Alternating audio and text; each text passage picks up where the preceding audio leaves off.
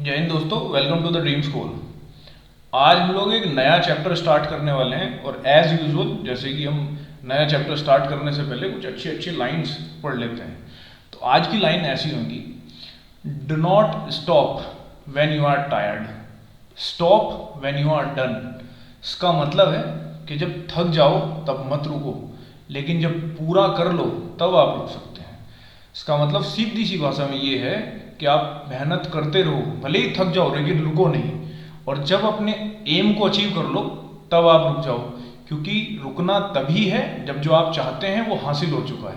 थक कर नहीं रुकना है, ठीक है।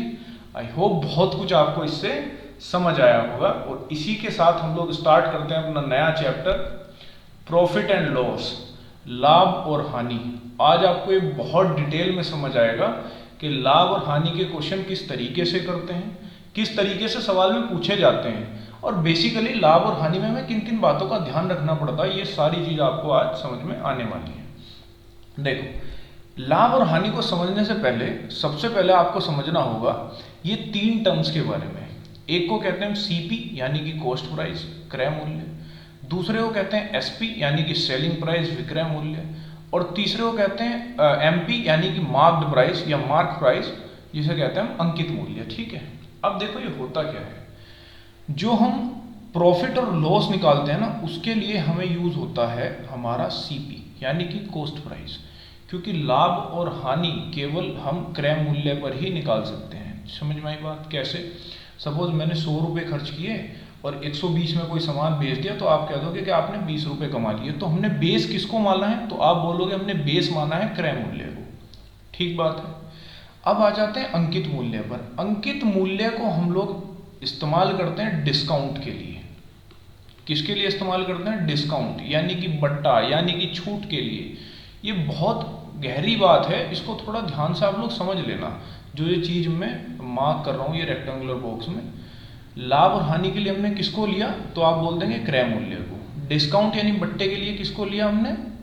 मार्क प्राइस यानी अंकित मूल्य को। कैसे? देखो, कोई आप चिप्स का सपोज पैकेट लेने गए, उस पर लिखा हुआ है 10 रुपये, यानी कि वो होता है उसका मार्क प्राइस, अंकित मूल्य। लेकिन दुकानदार ने आपको 8 ही रुपये का दे दिया, तो इस 10 पे आपको छूट दी है उसने, इस 10 रुपये पे आपको छूट दी है, ठीक है। तो ये बट्टे के लिए इस्तेमाल करते हैं।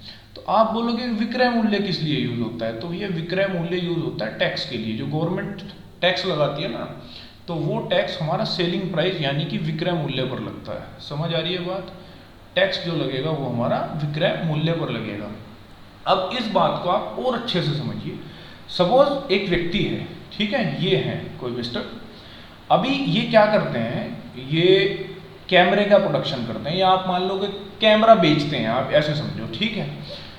तो जाहिर सी बात है इस कैमरे पर इन्होंने कुछ मार्क्ड प्राइस रखा होगा, ठीक है। मान लो ये कैमरा है 100 रुपये का, इनको पड़ा है 100 रुपये का। कैमरे का जो क्रय मूल्य वो 100 रुपये है। इन्होंने इस पे छाप दिया कि कैमरा जो है वो 120 रुपये का है, ठीक है। मतलब उस पर अंकित कर दिया, उस पर जो है टैग लगा दिया। आप ये समझो कि 120 रुपये का है। अब कोई कस्टमर आई वहाँ पे, ये है कस्टमर, ठीक है। इन्होंने तो फोन ईयरफोन्स भी लगा रखे हैं ये सुनने के लिए, गाने वाने। तो अब ये आई, इनको क्या करना है? कैमरा खरीदना है, ठीक है। तो अब ये इनको कैमरा बेचेगा, ठीक। और सपोज करो इसने कैमरा इनको कितने का दे दिया? आप बोल दोगे कि 110 रुपये का दे दिया, ठीक है। तो समझो मेरी बात, कैमरे का क्रय मूल्य कितना हुआ? 100 रुपये। अंकित मूल्य कितना हुआ? 120 रुपये। और जिसमें बेच दिया विक्रय मूल्य वो कितना हो गया? 110 रुपये। बहुत अच्छे से आपको समझ में आया होगा। यानी कि ऐसा मूल्य जो हमारा खर्च आया है उस चीज पर, उसे क्रय मूल्य कहते हैं। जिसमें हम बेच रहे हैं विक्रय मूल्य, और जो हमने उस पर अंकित कर रखा है, जो टैगिंग कर रखी है उसकी, वो कितना हो जाता है? 120, यानी कि अंकित मूल्य या मार्क प्राइस। समझ में आई बहुत अच्छे से आपको ये बात? अब स्टार्ट करते हैं हम अपने क्वेश्चंस, ठीक। सो ये होगा हमारा पहला क्वेश्चन।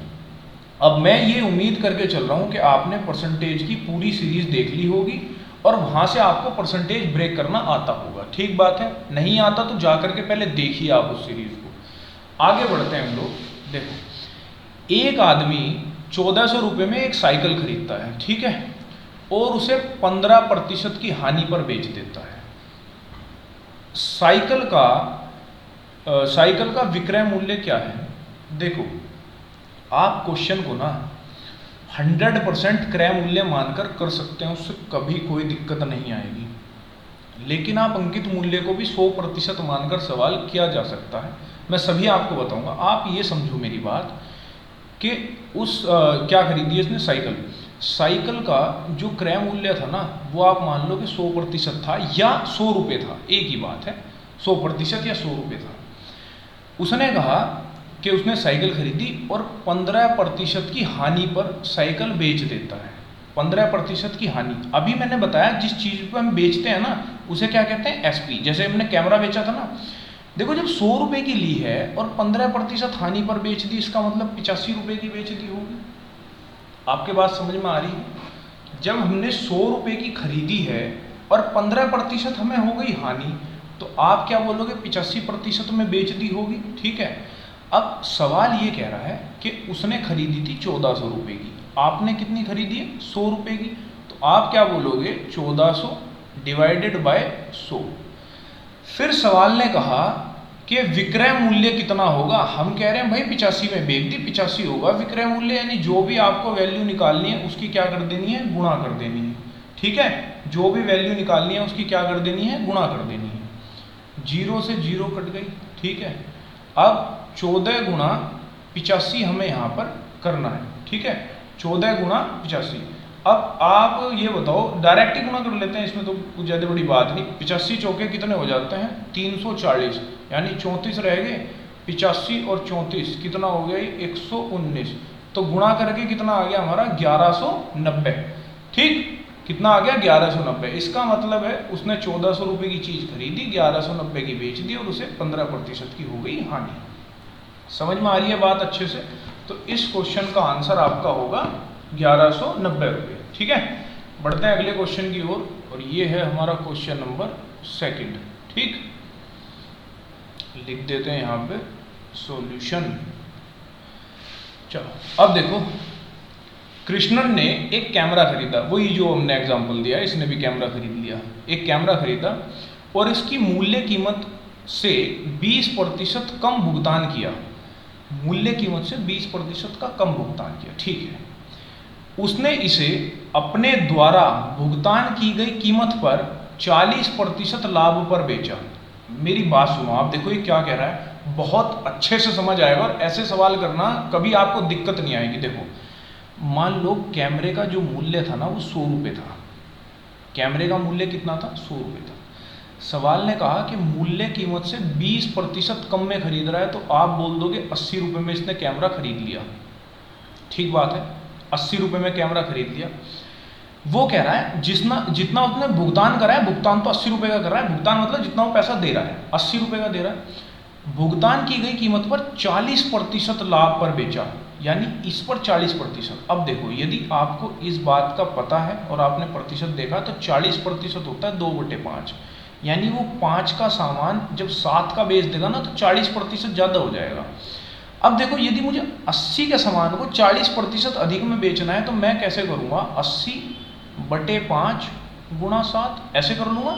40% करना है ना मुझे, गुणा भाग कर लेते हैं। देखो, 5 ही कम 5, 3 बच गए, 5 छंग 30। ठीक, 7 की मल्टीप्लाई करेंगे, 7 छंग 42, कितने हो गए 4, और 7 4 11, यानी वो 80 के सामान को कितने में बेच देगा, आप बोल दोगे 112 में बेच देगा, यदि उसे 40% कमाना है तो। ठीक बात है, आगे बढ़ लेते हैं। कृष्णन द्वारा मूल मूल्य पर अर्जित लाभ प्रतिशत कितना है।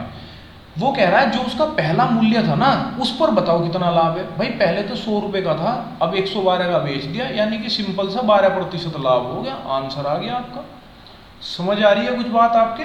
ठीक है, 12% लाभ हो गया मूल्य कीमत पर, यदि वो पूछना चाह रहा है तो। ठीक है, देखो कितने आसानी से किया है, आप समझ लेना इस क्वेश्चन को अच्छे से।